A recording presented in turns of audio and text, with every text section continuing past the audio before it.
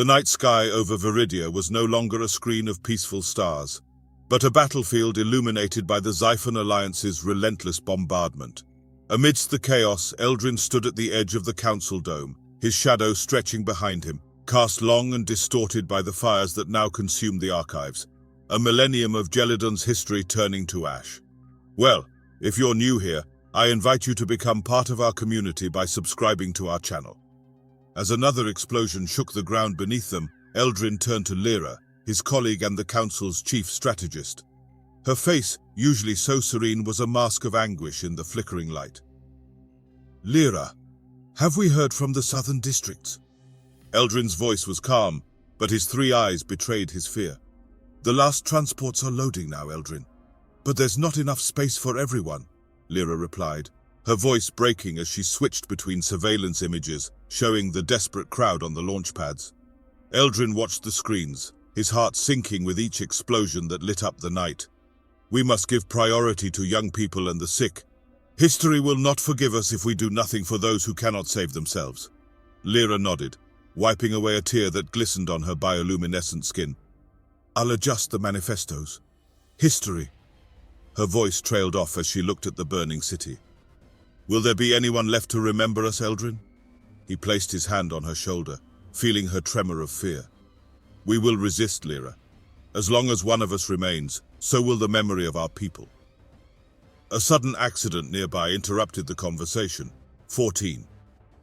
They turned and saw part of the dome collapse. The structure was weakened by the continued attack. Debris clouded the air and Eldrin coughed, struggling to see through the dust. "Commander Viren needs us at the launch site," shouted a young officer above the noise, emerging from the fog. They followed him through the ruined corridors, stepping over the rubble and past the bodies of those unlucky enough to escape the initial attacks.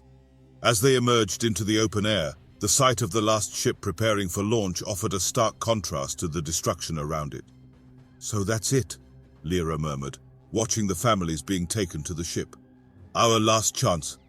Eldrin watched a mother hug her children, whispering reassurances he knew she didn't feel. "Not the last one, Lyra, just the next one. We carry Viridia within us, in our stories and in our knowledge. This will be our gift to any world that accepts us." "But will they accept us?" Lyra questioned, her voice barely audible above the noise of the ship's engines heating up. "They will, in time. And we will learn to call these strange stars home," Eldrin assured him, though he felt the weight of his own doubts. As they boarded the ship, the ramp rising behind them seemed like a bridge between the past and the uncertain future. Viridia's final vision was a mosaic of fire and night, a planet that had nurtured them, now pushing them into the cosmos, refugees among the stars. The ship, a patchwork remnant of what was once a fleet of interstellar wonders, drifted toward a common star on the outer edges of the galaxy. Inside, Viridia's refugees tried to build some semblance of normality amid the uncertainty. The ship's command deck was now a makeshift council room, where Eldrin, now the de facto leader, discussed daily logistics and long-term survival with his makeshift team. Among them was Yora, a former cultural attaché who had previously negotiated the trade of arts and ideas between galaxies. Now she managed the ship's meager supplies with precision that revealed her diplomatic background. "Water rationing will need to continue if we are to reach the next habitable system," Yora reported, his voice firm despite the gravity of the situation. Their once luxurious ceremonial robes were now patched and practical, a symbol of the changed situation. Beside her was Thane, a young engineer who had adapted quickly from designing museum exhibits on Viridia to maintaining the life support systems of his ancient vessel. His youth contrasted sharply with that of the others, mostly older, tired of lives of peace now destroyed. "Eldrin, the oxygen recyclers are holding up, but they're old. If we push them too hard without maintenance, I can't guarantee they'll hold up," Thane warned, pushing back strands of hair that had grown too long from his weeks in space. Eldrin nodded, taking in each report with a calm he fought to maintain. "Thanks, Thane. Do what you can. Jorah, see if there's anything in the cargo we can reuse. Innovation is our ally." As the gathering dispersed, Eldrin found himself looking out the observation window, watching the stars that seemed so indifferent to his situation. Beside him, Keela, the ship's doctor, and his old friend joined him. Her experience during the war, transformed her from a healer of illnesses to a guardian of spirits, tending to the emotional scars of her people. "Eldrin, you need to rest," Keela said softly, her concern evident. "Leading us through this doesn't mean carrying all of our burdens." He smiled wryly, a gesture that seemed strange after so much loss. "And who will carry yours, Keela?" "We carry each other," she replied, her gaze firm but gentle. "That's how we survive. Not just through strategy and leadership, but by sharing the burden that would otherwise weigh down any of us." The conversation was interrupted by a sudden jolt on the ship. Alarms sounded, and dim lights flickered as everyone got ready. Thane's voice came over the intercom, tense but controlled. "Impact detected starboard. Minor damage, but we are checking for violations." Eldrin and Keela exchanged a look that held a lifetime of war and a hope for peace. They ran toward the scene of the damage, ready to face whatever new challenge awaited them. As they passed through the corridors, filled with worried faces, Eldrin felt the weight of their eyes on him, his leader, chosen by circumstance and not desire. When Eldrin and Keela arrived at the damaged section of the ship, they found Thane and his team struggling to seal a small breach that allowed the cold void of space to penetrate their sanctuary. The impact was less severe than they feared, but the cause was more worrying than a mere accident. "It wasn't wreckage," Thane said, holding up what appeared to be a fragment of metal that didn't belong to the ship. "This is fabricated, deliberate. Someone attacked us." Eldrin took the shard, turning it over in his hands. The metal was cold and etched with symbols that were unmistakably Marian. "An attack? So far from the conflict zones?" He looked up, meeting Thane's eyes, which were filled with the same confusion and concern. "We're not alone here," Jorah added, joining them with his datapad in hand. "I detected a weak signal repeating. It's weak, but it's there. Someone is transmitting, and it could be a distress call. The possibility of another ship, possibly allies or more refugees like them, sparked a mixture of hope and anxiety in the group. Eldrin made his decision quickly. "Thane, stabilize the hull. Jorah, triangulate that signal. Keela, get the medics ready. We may have survivors out there."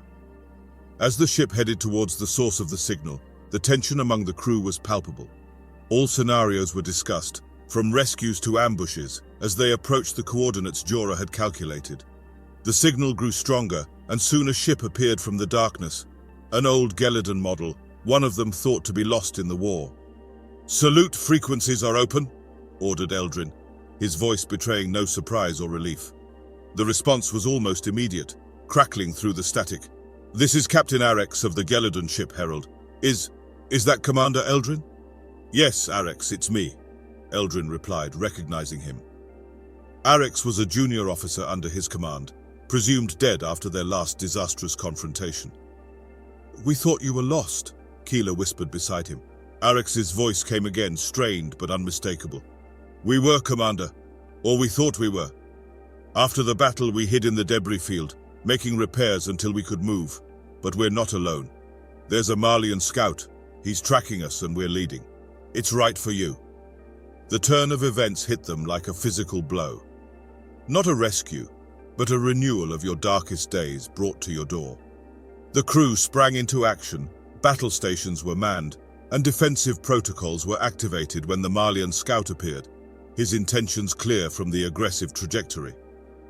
"We need a plan," Eldrin said, turning to his crew. "We can't outsmart them, but maybe we can outsmart them." Keela nodded, her earlier warning about carrying burdens forgotten in the face of the imminent threat. "We have an advantage. They don't know that we know they're here." With a cunning born of necessity, Eldrin set a trap. Using the Herald as bait, they would lure the Marlian scout close and then disable it with a targeted electromagnetic pulse from their ship, created by Thane during the long, lonely months in space. As the scout ship approached, unaware of the deception, tension aboard the ship was at breaking point. Everyone held their breath, waiting for the moment of truth that would save them or condemn them all.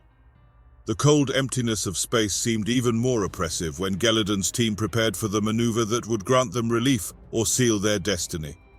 Eldrin watched the scout approach Marlian on the screen, his elegant shape cutting through the starry darkness and closing the Herald. "Ready the Emp," Eldrin instructed with his stable voice over the ship's intercom. Even Thane in engineering bay. The young engineer confirmed with a concise concept. his fingers prepared for the makeshift device that had his hopes. While the scout Marliano aligned himself with what seemed to be a final approach, Jorah transmitted her movements to the crew. "It's almost within reach. In your command, Eldrin." Eldrin waited, every second extending to eternity as he watched the distance close between them and his stalker. "Now, Thane!" he finally ordered, and a deep thrum echoed on his ship, a sound that spent salvation or despair. The electromagnetic pulse increased by space, invisible and powerful. Scout Marlian, caught by surprise, hesitated. His lights flashed and shifted momentarily. The applause came from the crew, but Eldrin remained focused. "Secure this ship. I want them from heaven before they can recover." Thane is a suitable safety team for a spatial walk for the disabled scout. Its clear mission is to ensure that the ship cannot become a threat again. Meanwhile, Keeler coordinated with the medical team, preparing for possible casualties or the need to help any survivor of the Marlian ship. The operation was fast. Thane's team managed to embark on the scout mission without resistance, finding the crew disoriented but unharmed. They quickly guaranteed the vessel, disabling their weapons and communication systems to prevent any signs of anguish from being sent. Back on the ship, Eldrin summoned a quick meeting with his senior team. "This is a temporary victory," he said, his eyes reflecting the weight of his continuous struggle. "We need to think of our next steps carefully. Arex, what is Herald's status?" Captain Arex, still aboard Herald, replied, "We can make a few more jumps, but we need to dock for repairs soon. We will not overcome anyone in this condition." Eldrin nodded, his mind running through his options. "Let's go to the Maelstrom Nebula. It's risky, but the electromagnetic storms there can hide from any other Mariana activation. It's time to stop running, and we started thinking about a more permanent solution." While the crew established its course, Eldrin could not fail to feel the isolation of his situation. They were a homeless fleet, a people without a planet, but under their leadership, they found a way to survive repeatedly. Kayla approached him as they watched the stars change with their new trajectory. "You did well today, Eldrin, we all did," she said, her hand resting briefly on her arm in a support gesture. "We went well because we needed it," answered Eldrin, his gaze fixed on the nebula ahead, his colors spinning like a shrine promise, or a new challenge to face. "Survival is not about escaping death. It is about preserving who we are." And with that, the Gerardans continued. Their route established the dangers of space, guided by the hope of finding security, or perhaps one day a place to call home once again. As the makeshift fleet sailed through the turbulent chains of the Maelstrom Nebula, the electromagnetic storms provided a very necessary cover, but also brought new challenges. The ships, already assaulted and injured by their previous meetings, are tense against the cosmic forces. Eldrin monitored the situation of the control deck, his face illuminated by the lightning lights of the nebula displayed on the screens around him. Jorah approached him with an update and a tense expression. "Storms are interfering with our navigation systems more than expected. We have lost contact with 2 of our smaller Boy Scouts. They may have come out of reach or worse." Eldrin recognized the news with a head nod, his mind running through his smaller and smaller options. "Keep trying to restore contact. Meanwhile, adjust our course to minimize exposure. We cannot lose ships anymore." Meanwhile, Thane and her engineering team were in a constant battle to keep the systems working. The charged particles of the nebula caused damage to their equipment, requiring continuous repairs. Amid chaos, Thane found an unlikely assistant in Arex, who had shown an aptitude for mechanical engineering beyond her own expectations. "It seems that its history with fleet technology is worth it," Thane noted, noting how Arex managed to stabilize energy fluctuations in the main reactor. Arex cleaned his forehead, sweating, looking at the young engineer with a dark smile. "I spent half of my life on these ships. I think they are not ready to let me go yet." Back in the deck of command, Eldrin received a distressing call from Keeler. "Eldrin, you need to come to Medical Bay immediately. It's Lyra. She collapsed." Running to Medical Bay, Eldrin found Lyra unconscious. Her condition was stabilized but critical. Keeler explained, "It seems to be a severe reaction to a combination of stress and exposure to the nebula particles. We did what we could, but it needs adequate medical installations." The reality of his vulnerability has hit Eldrin hard. As a leader, he had to make decisions that affected his team's lives, but as a friend, he felt every loss deeply. He stood by Lyra's bed, his superficial breathing under the tinnet of medical equipment, and felt the weight of his responsibilities like never before. Returning to the command deck with a heavy heart, Eldrin summoned a meeting with his other senior officers. "We can't stay in the nebula for much longer," he began, his voice firm, despite the internal turmoil. "This is protecting us, but with a great cost. We need to find a safe refuge, a place to repair and recover." The following discussion was intense, with several proposed and debated potential destinations. Finally, a decision was made to go towards a system little known to be out of the Mariana influence. It was a bet, but with their options ending, it was one they needed to take. While the fleet adjusted its course, leaving the nebula's relative security, Eldrin watched the stars reappearing one by one. The next way was unknown, but the resilience of his people and his inflexible spirit in the face of adversity gave him hope. "We have survived here," he thought to himself. "Let's find our way no matter what's coming." When Gelidon's fleet approached the remote system, Eldrin summoned a council meeting to address not only his immediate survival, but the long-term implications of his journey. The room was full of representatives of various professions and life tours inside the fleet, each with the burden of the situation of its people. Eldrin went to the assembly, his voice echoing in the silence of the crowded room. "Our journey has been one of survival, but it must also be one of reflection. We have seen what happens when fear and envy lead civilizations to conflict. We should ask ourselves, what kind of society do we want to rebuild?" A murmur ran through the crowd. It was Arex who spoke first, his resolute position. "We need a society where no one fears the other because of its origin or history. Our strength has always been our diversity and our cultural richness. We will not lose it in our new home." Jorah, who had managed his resources so carefully during the flight, added, "And we must ensure that past errors are not repeated. The resources must be shared, not accumulated. Prosperity by some at the expense of many leads only to resentment and division." The debate continued, with several members contributing their views to a future society. Thane, typically more concerned with the immediate technical challenges, adopted a broader view. "We have trusted old technologies and ways of thinking for a long time. It's time to innovate not only for survival, but also for sustainability. Our new home should be a place where technology serves everyone, not just a few." Kayla, still shaded by the recent medical crisis, spoke of health. "We have seen what happens when we neglect our health and well-being, both physical and mental. In our new society, health must be a right, not a privilege. We cannot allow the well-being of our people to be compromised." When the meeting came to an end, Eldrin felt a renewed sense of purpose. The discussions not only described what they aspired to create, but also highlighted the challenges they would face when achieving these goals. "This advice will continue to meet," he announced. "Our new society will be built on the principles we discussed today: equality, innovation, sustainability, and health. These are not just idealistic goals. They are the foundations of a society that will not bear under adversity." When the fleet finally landed on the unknown planet, which they called New Viridia, the challenges were immense. The atmosphere was hard, and the building was scary. However, the shared vision for a society that valued the contribution and the good of each individual provided a strong motivation. Through his efforts, the New Viridia took shape slowly. The farms were established, the houses were built, and the schools were opened. The technology that balanced the advance with ecological sustainability was developed. Society was a work in progress, a living testimony of its ideals. One night, when Eldrin looked at a busy community square, he reflected on his journey. "We intend to survive," he thought, "but we did something much bigger.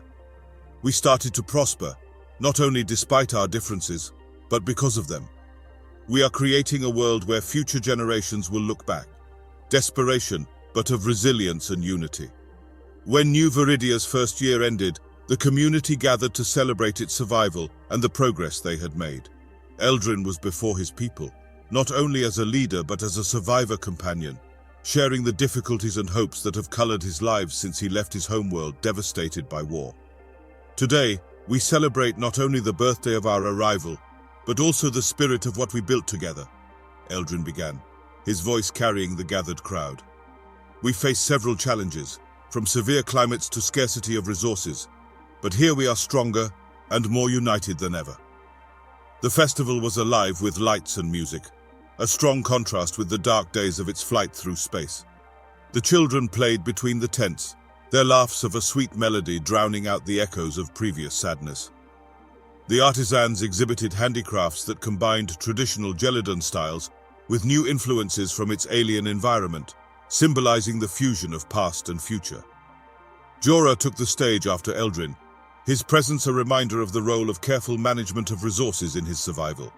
"May this festival also be proof of our sustainable practices," she said.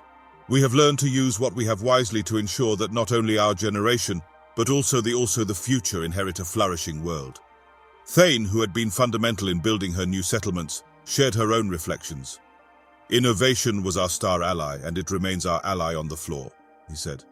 "We built houses with renewable energy systems, farms that replenish the soil, and factories that do not harm the air or water. Our technology does not explore, it harmonizes." As the speeches concluded, the community became involved in Gelidon's traditional dance, its movements a mixture of grace and strength, each step a challenge to the despair they already knew. Eldrin watched his heart full as old and young people came together, his differences merging into a vibrant tapestry of life. Later, sitting in a newly planted garden, Eldrin joined Keela, who had set up the first comprehensive health clinic on the planet. "You look attentive," she noted, looking at the stars only visible as twilight deepened. "I am," admitted Eldrin. "It's just, I think of those we lost in the world we leave behind and wonder if they could see us now. What would they think?" Keela smiled softly, squeezing her hand. "They would see hope, Eldrin. They would see people who refuse to be defined for their darker days. You led us to build something amazing with the ashes of despair. This is worth celebrating." Eldrin nodded, looking around the bustling festival, the cheerful faces and the community thriving against all the odds. "You're right, Keela. This is more than survival. It's a new beginning, a hope not only for us but for those who believe that for tragedy, it can come something truly beautiful." When the night fell, the festival lights shone warmly, throwing long shadows that intertwined like the life of the Gelido. Different paths gathered by fate, now moving towards a future full of potential. I hope this story has resonated with you. Be part of our community by subscribing to our channel.